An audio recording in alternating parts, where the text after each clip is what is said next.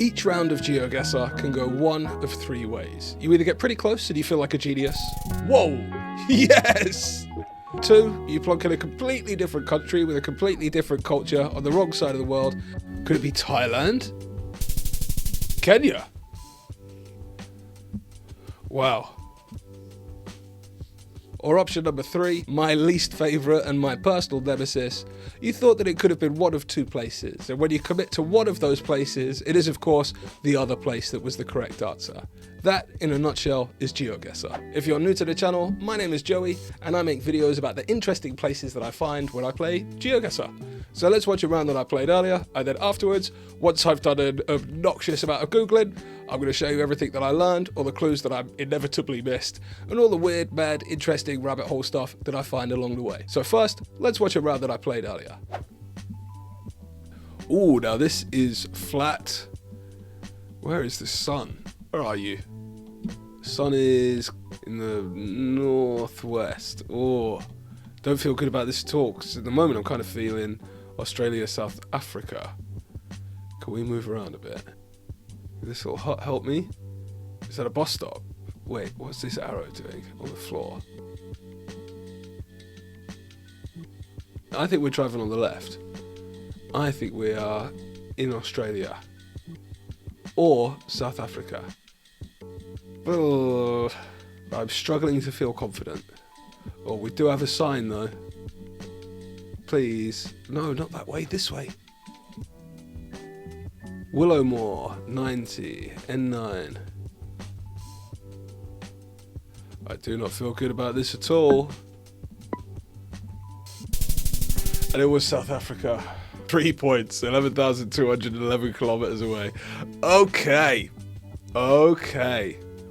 I didn't love this experience, and I wasn't sure if I was going to make a video about this, but ultimately, this is a great opportunity for us all to learn from my crushing failure. 3 points out of a potential 5,000.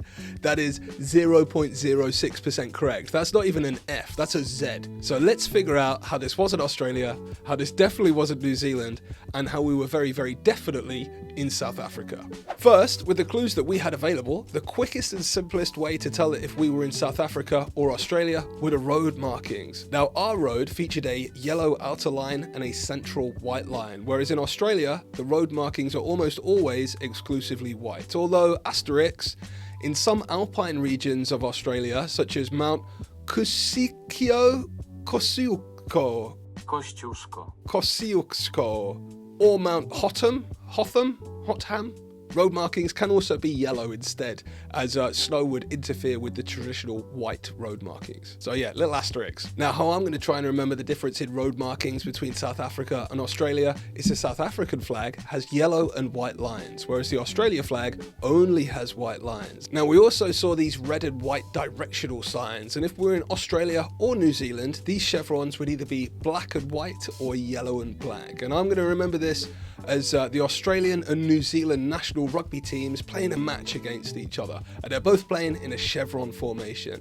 Now, Australia wear yellow, New Zealand wear black. So if I see yellow and black chevrons, and I'm pretty confident I'm in the southern hemisphere, I'm most likely in Australia or New Zealand. Now, we also saw what I thought was a bus stop at the time, but had I been a bit more patient and slowed down a little, I was panicking a bit in this round, I'd have seen this sign depicting a tree providing shade and a picnic table, indicating a designated rest stop or picnic area. Now, this sign is unique to South Africa and Namibia. I thought the sign had a bent corner at first, but it's actually deliberately designed this way in a unique trapezium to make it more distinct and eye-catching for passing drivers. Now, if we want to get really nerdy about it, this sign actually denotes a Class 1 rest area, which at most will give you some picnic benches, some trash cans, and some sort of shade. Now, finally, we saw this green and white sign with yellow text letting us know that we were on the N9, 90 kilometers north of Willowmore.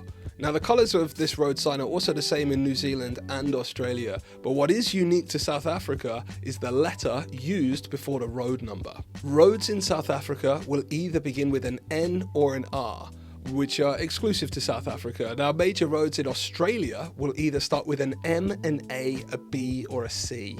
M for motorway, A for primary highway, B for secondary routes, and C for minor routes. And in New Zealand, the major arterial network roads are officially known as state highways, and they will feature this very distinct, very unique red shield. So why does South Africa use an N and an R and occasionally an M on their roads? Well, it turns out it's actually not the type of road it is, such as a motorway or a B road, but rather who is responsible for maintaining that road. N are national roads managed by SANRAL, and R are regional roads managed by local authorities or provincial governments, and M, which you will see around metropolitan areas, they are metropolitan roads managed by that local city.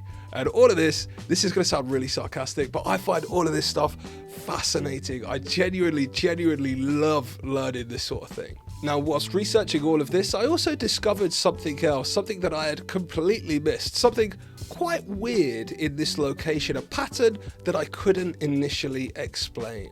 Each one of these red and white chevron signs were accompanied by this white concrete block next to it, and this continued the whole way down the road. And we were on a dead straight, dead long road, but every 100 meters or so there would be this chevron sign telling you to stay on the road, and then this white concrete block on the floor after it.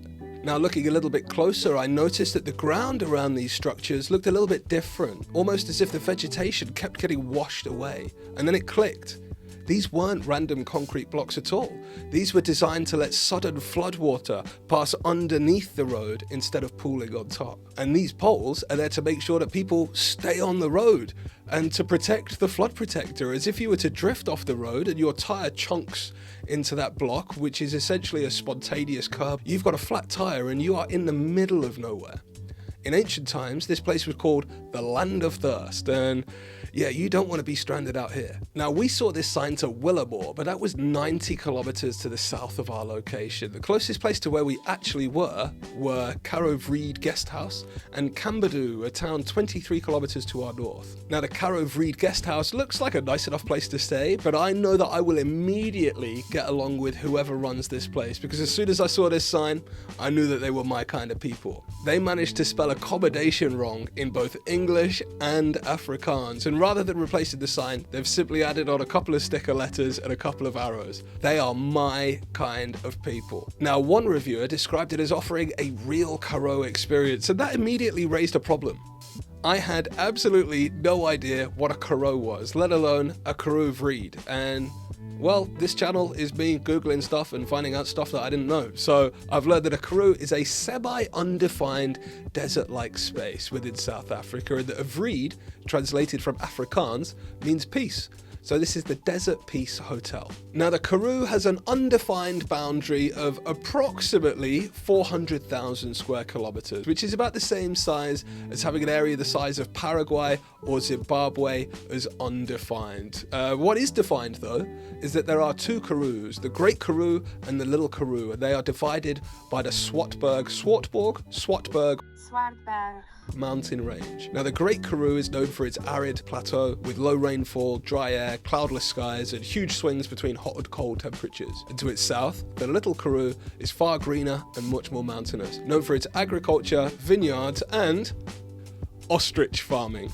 Now, if your ears pricked up at ostrich farming, believe it or not, mine did. Ostrich farming is going to come up again later. Now, the boundary of where the Karoo begins and ends appears to be an endless debate. Even Wikipedia, my best friend, basically admits that no one can fully agree on where the Karoo begins or where the Karoo ends. And I think Karoos are largely vibes based. You either look at a place and go, yeah, that's a Karoo, or you look at it and you go, no, that's not a Karoo. There is no middle ground with a Karoo. There is no almost Karoo. It's either Karoo or it's not Karoo. Now, I looked up the origin of the word Karoo, and it is thought that the name likely comes from an ancient Khoisan word meaning land of thirst. And talking of thirst, that makes sense, as there is actually a third Karoo shared between both South Africa and Namibia called the Succulent Karoo, a globally recognised biodiversity hotspot stretching from southern Namibia then down along South Africa's west coast. The region is home to over 6,000 unique plant species, with roughly 40% of those being endemic. Now, I had to Google what endemic means, and it means not found anywhere else on Earth. So it's kind of means like GeoGuessr better. This is unique to this specific place. The succulent Karoo also contains over 1/3 of the world's succulent species, and it makes sense that succulents would thrive and survive in this area, as anyone who's ever owned a succulent before knows that the care instructions are basically forget about it, don't even water it, don't look at it, and it'll thrive. Now, before we leave the hotel and adventure further afield, I did have to Google these things on the roof, and these are solar water heaters, specifically an evacuated tube solar thermal system. Now, when I opened GeoGuessr, I was expecting to learn a little bit about geography and a little bit about history. I wasn't expecting to be learning about rural plumbing. Now, a 20-minute drive north from the Karoo Vreede Hotel is the town of Kamdaboo. Now, interestingly, if we'd have played this round 4 months earlier, we wouldn't be talking about Kamdaboo,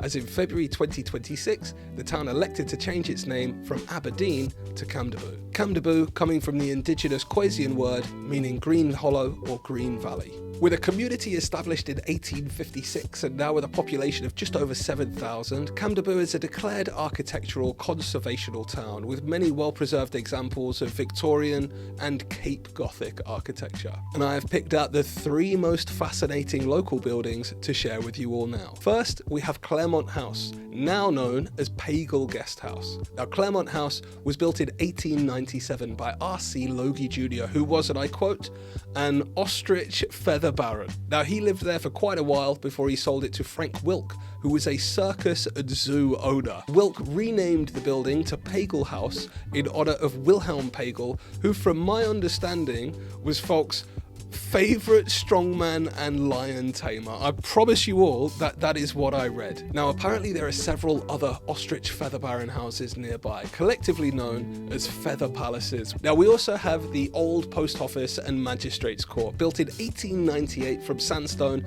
in an Art Nouveau style. Now, this website specifically says that it blends somewhat incongruously Scottish baronial, Flemish revival, and Japanese design elements, which I don't know enough about architecture, but are they being sassy? I think they're being sassy. Now, there is also a local legend about this post office. They say that it was built in this town by accident, and that it was actually supposed to be built in Grahamstown instead, but mistakes were made and somehow it got built in Kamdaboo. Now, I need to look a lot more into this story, as it sounds like historical hogwash to me, but it is very much a local legend, so we'll let it slide. Now, finally, we have the Dutch Reformed Church, also known as the Leaning Tower of Kamdaboo, and it is noticeably leaning to one side. At approximately 50 meters tall, the heavy roof tiles on the wooden framework of the building are starting to noticeably shift it to one side. The Cape Gothic style church was built in 2 stages, the first stage in 1864 and finalised in 1907, and I found several sources saying that they think this might be the tallest spire in South Africa, or this could be the tallest spire in South Africa, but no one really committed to it. Even my best friend Wikipedia is a little bit confused. The local page says that the church has the tallest congregation in the country, which, reading it logically, just means that the church has quite tall church members and nothing about it having a really big spire. Now, I did end up researching what is the tallest church spire in South Africa, and Kamdaboo is in 2nd place. The tallest spire in South Africa is the 54-meter spire of the Cathedral of St. Michael and St. George in Makanda, formerly known as Grahamstown. Now, maybe, just maybe, I have a feeling that Grahamstown made sure to have the tallest spire as revenge for Kamdaboo stealing their post office. I have cracked this case wide open. Right, we need to wrap this video up. After 3 days of research, I have learned a lot about flood engineering, succulent ecosystems, disputed church spires, South African road numbers, and ostrich feather barons, which is an awful lot of knowledge to gain from scoring only 3 points at the beginning. But at least if GeoGuessr ever drops me back in a Karoo, I now have a slightly better plan than, Australia. Anyway, I hope you all learned something that you didn't expect to learn. Have a fantastic week, and I'll see you all in the next video.